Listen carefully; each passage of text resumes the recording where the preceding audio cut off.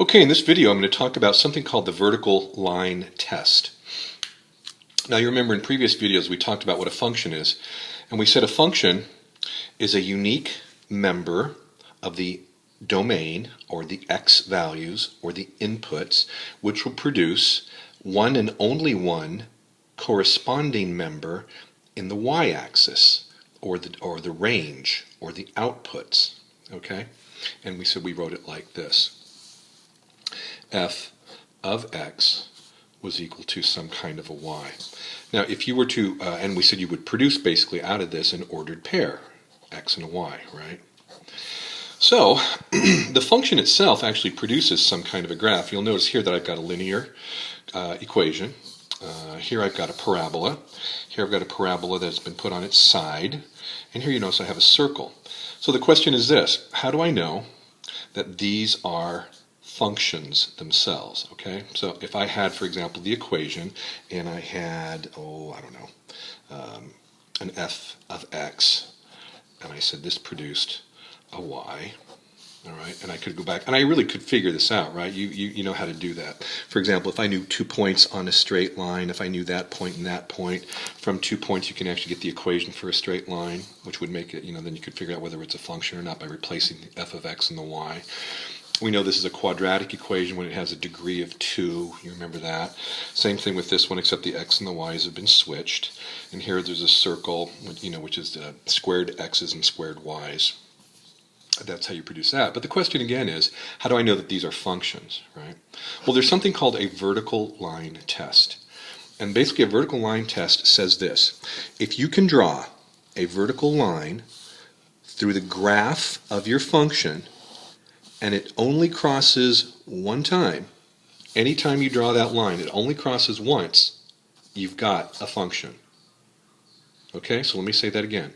If you can draw a vertical line through the graph of your function, and it only crosses one time, you have got a function.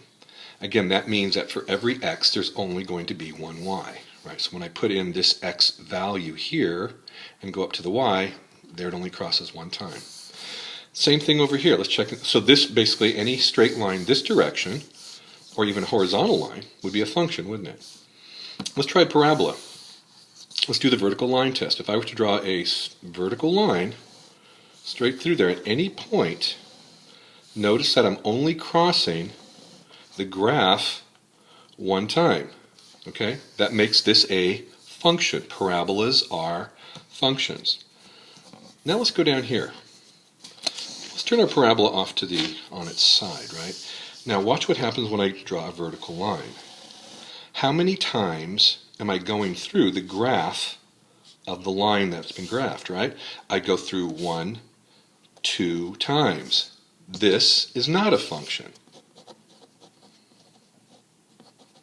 Okay? Now again, what does that mean?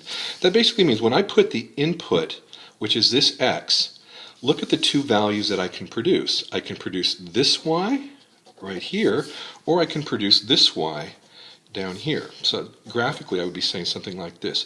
This x, once it goes through the machine, whatever this equation is, right, produces two different y's. We'll call this y sub 1 and y sub 2. This is not a function. This is called a relation. Okay, and a relation is different from a function, right? Anything not a function basically is a relation.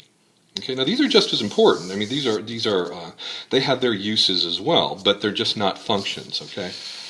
Now let's do the same thing with a circle, and you'll notice that if I draw a vertical line up, already I can see that I'm going to intersect the graph at least twice. Now there's a point right here, right, where I only go through once, but that doesn't make any difference.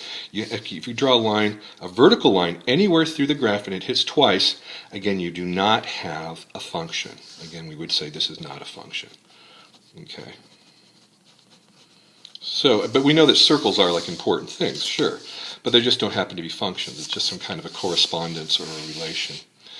All right, so the vertical line test is pretty straightforward. It's very graphic.